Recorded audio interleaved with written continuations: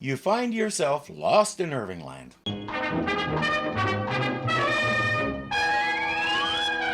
Last time, Dr. Smith had built a still and was making wine with it. I don't know either. But he was using the robot as a power source, which he knows he's not supposed to do, so when a weird alien showed up carrying some kind of flashy box, the robot didn't have enough juice to zap it. Plan B? Run. 20th century science fiction TV did love its eyeballs on sticks. It follows them to the Jupiter 2, puts that thing on a rock, and backs away. Attention! Attention! By order of the Galaxy Tribunal of Justice, you are hereby notified that charges have been brought against you for crimes committed in space. It names off the Robinsons and Major West, but not Dr. Smith. Tribunal of Justice? It is responsible for judging and punishing all crimes committed in interstellar space.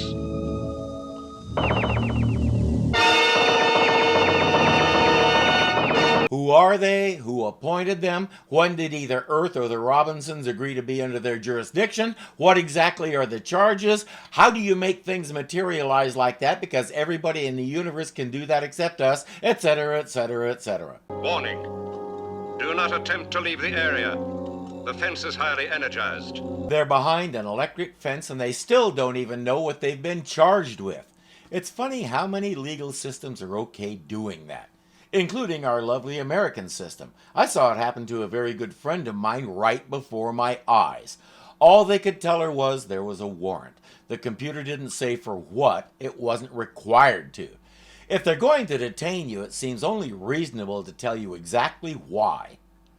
As I said, this thing didn't say anything about Dr. Smith. Nobody is more baffled by that than Dr. Smith, but he's determined to take advantage of it. I have always been on the side of law and order. Now, I don't know how much evidence you've collected against the others, but I'm sure you could use a bit more. That's right, he's selling them out. We don't even have to ask what he wants in return. Shall I assume we have an agreement? Your offer of aid is rejected. You are not concerned with justice. Now go before charges are brought against you for attempting to bribe the court. Go. He may not have been named in the indictment, but I have a feeling they're going to want to talk to Dr. Smith. If the greedy nitwit had kept his head down and his mouth shut, he might have avoided that. But I suspect that his mouth doesn't actually have a close function. Professor Robinson, you will step forward into the molecular transfer beam. There is no danger.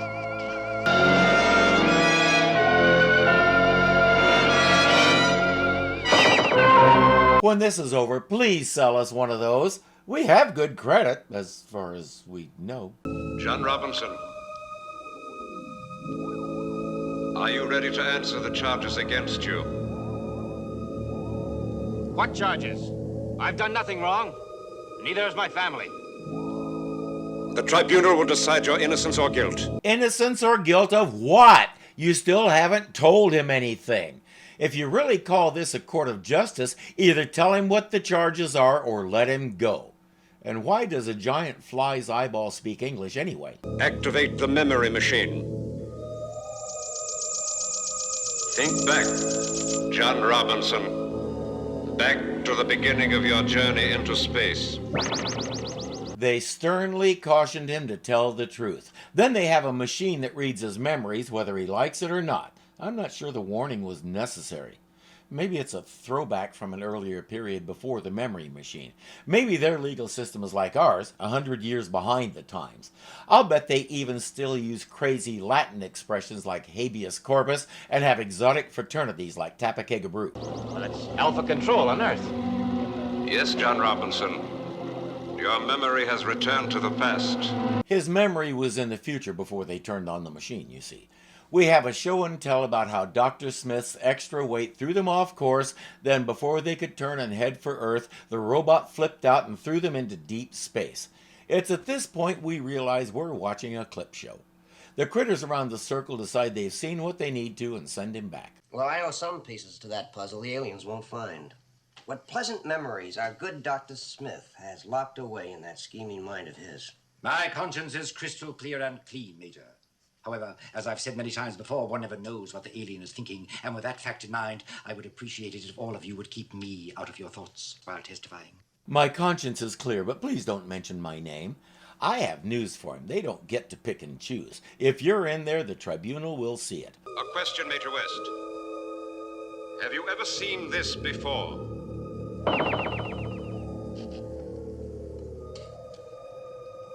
This looks like a wrench from the Jupiter 2. I've been looking for this. The spokes on my bike wheels are impossibly loose. Where'd you get it? It was found floating in space. Yes, this must be the tool that John lost when he went outside the spaceship to fix the scanner. He lost a contaminated wrench.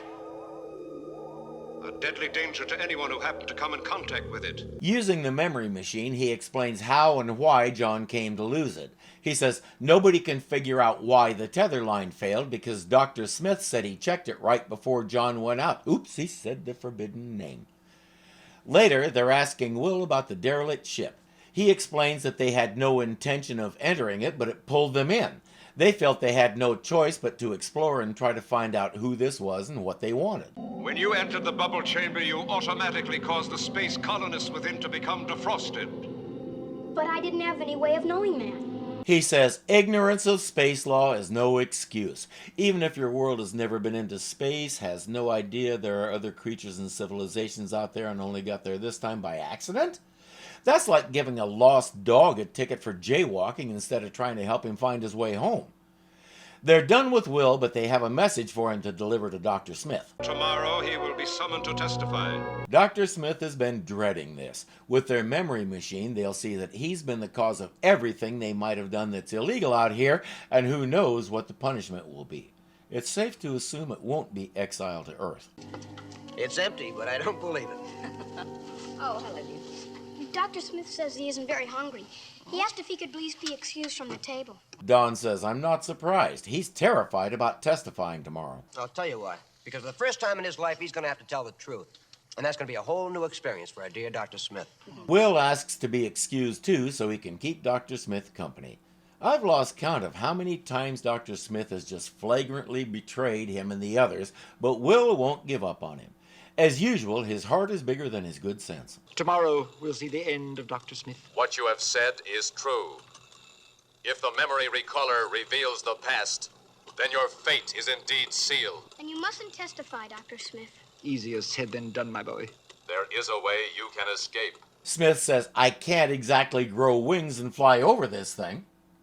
No, but you guys do have a jetpack. It will require daring, courage, determination, fortitude, and split-second timing. Daring, courage, fortitude. I have all of those attributes. Now what do you have in mind? This is what must be done. The robot found a soft spot in the soil under the fence. He's big enough that when the roving radar beams come by, they can hide in his shadow and he can claim he's just following his programming and patrolling this area. With the two of them digging, they can make a hole big enough for Dr. Smith to slide under the fence and get away.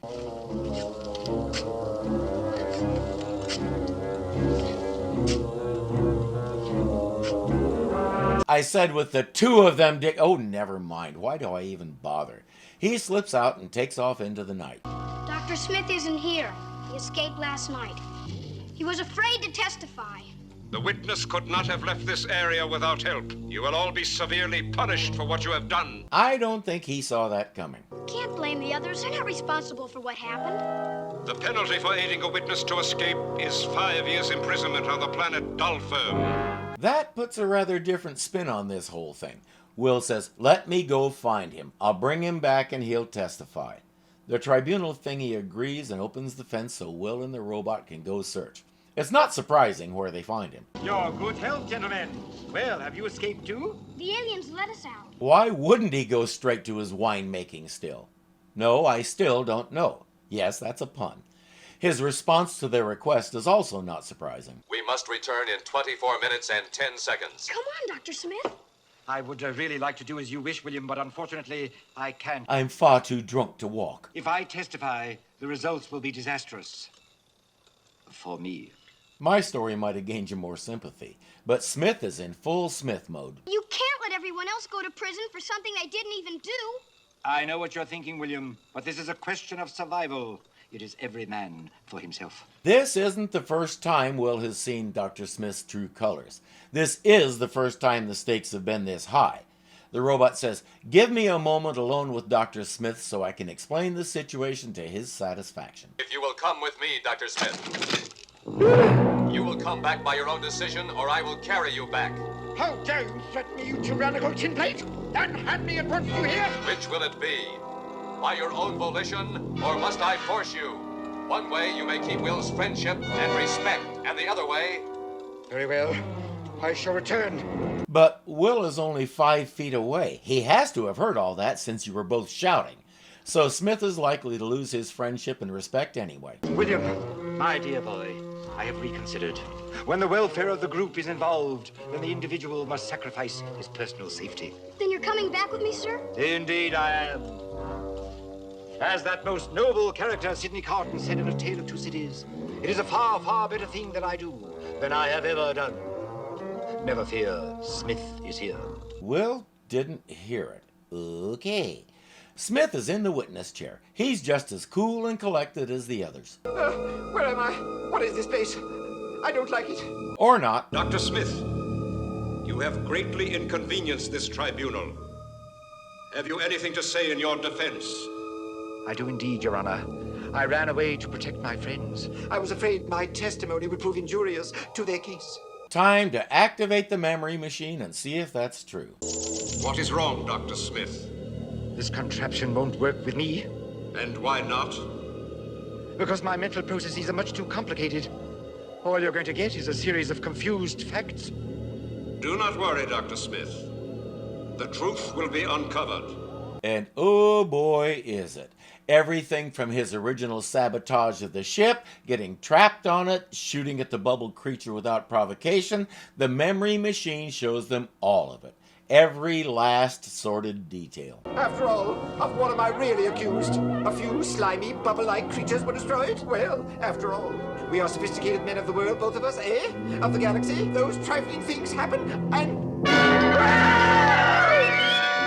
am Judge Iko. I am one of those slimy, bubble-like things that you spoke of. They turn up the lights and show him his jury.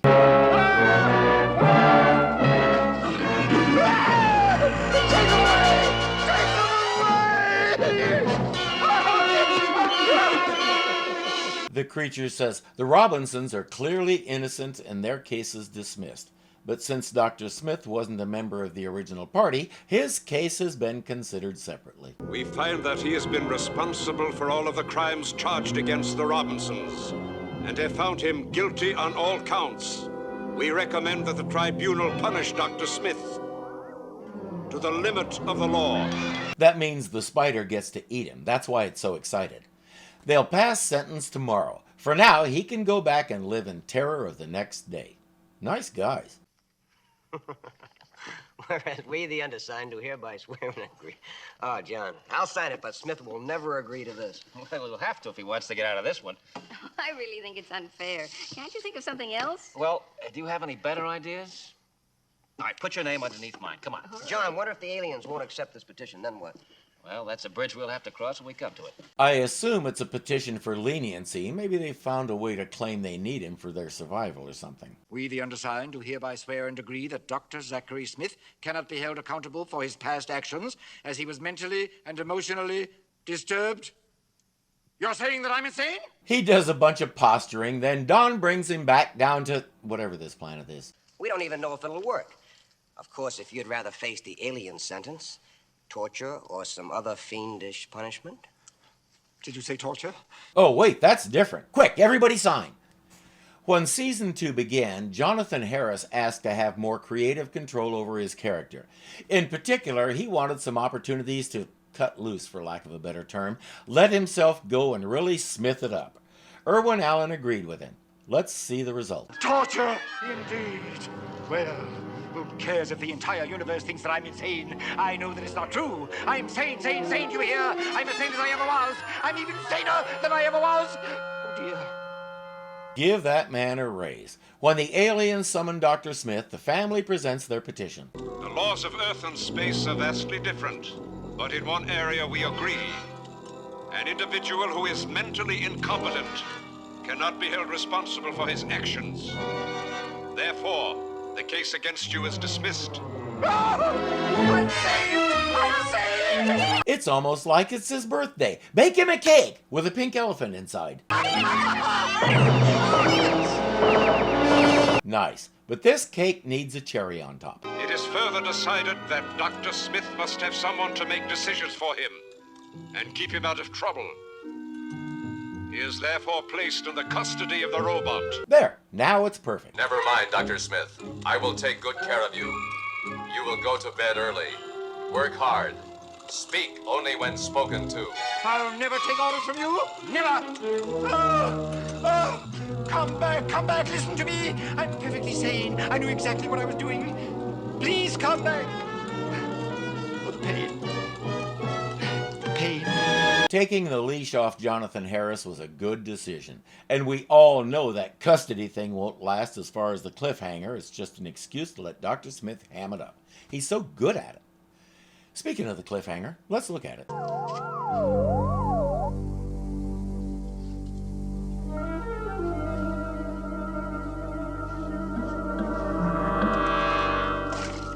An odd alien machine appeared out of nowhere and was making weird noises. Could be dangerous. What to do, what to do? Inform Professor Robinson so we can study it? What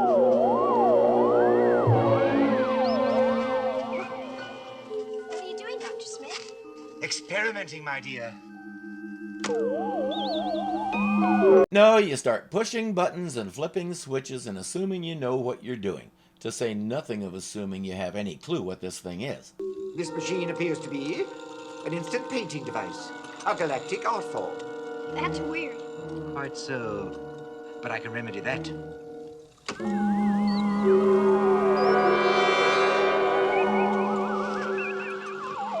What happens when you get it like you want it? When the picture is complete, you press a button, and it prints it for you. Why can it only paint one figure, an alien female with different clothes and hairstyles? Warning! Warning! Alien transpositive generating machine. Do not touch it. It is dangerous. Do not. Silence, you gregarious gremlin. This must be the one. Now here we go.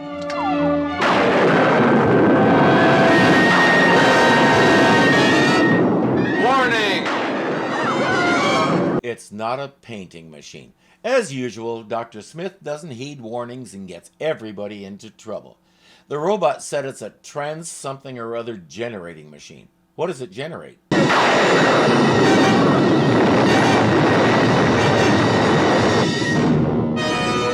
It generates the person in the picture. I think Dr. Smith has a new girlfriend, courtesy of buildababe.com. If the spider on that jury looked familiar, Will once stepped in some of its old webbing, and Shag on It's About Time chased it away from her son Breer. It may be one of the most useful props the creature department ever built. I'm not sure why we went with a clip show this early in the season, and it remains to be seen whether this trial has any lasting effect on our heroes and Dr. Smith. The main thing it did for us was fill in some gaps about that derelict ship way back in the second episode of the series. I'm not sure anybody cared, but thanks for that. Next time you find yourself lost in Irvingland, we'll find out if that thing can make a girlfriend Will's size too, and how loud Will can yell yuck when somebody suggests it.